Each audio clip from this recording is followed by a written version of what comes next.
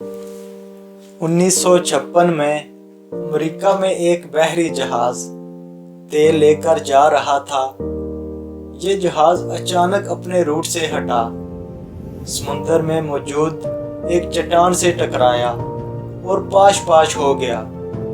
हादसे के बाद जहाज के कप्तान को गिरफ्तार कर लिया गया और उससे हादसे की वजह पूछी गई। कप्तान ने बताया वो जहाज के डेक पर खड़ा था, आसमान बिल्कुल साफ था। अचानक आसमान से आबशार की तरह डेक पर पानी गिरा तो पानी के साथ ही आसमान से एक मोटी ताज़ी भैंस नीचे गिरी। भैंस के गिरने से जहाज का तवाज़न बिगड़ा और ये चट्टान से टकरा गया।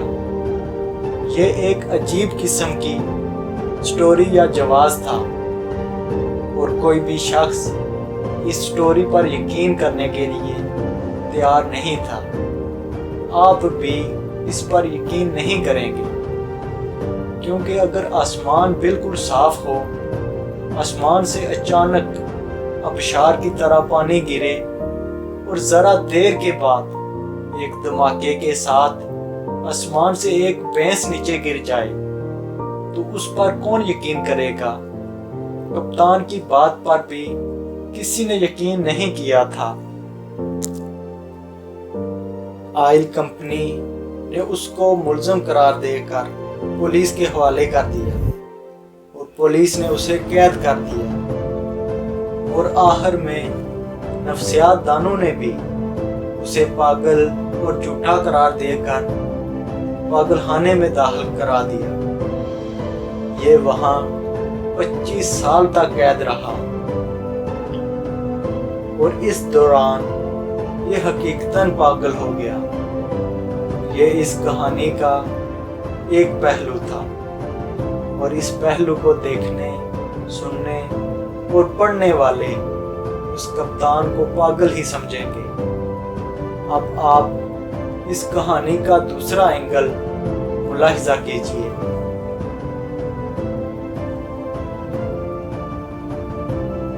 और इस एंगल के आखिर में आपको ये कप्तान दुनिया का मजलूम तरीन शख्स दिखाई देगा। इस वाक़े के 25 साल बाद एयरफोर्स के एक रिटायर्ड अफसर ने अपनी याददाश्तों पर मबनी एक किताब लिखी।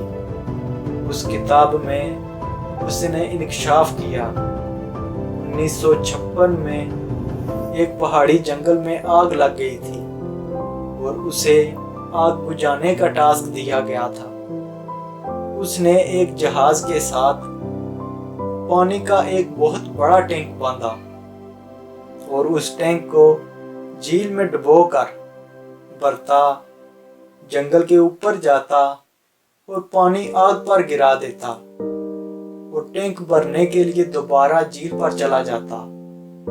वो एक बार पानी का टैंक लेकर जा रहा था कि उसे अचानक टैंक के अंदर उछल कूद महसूस हुई।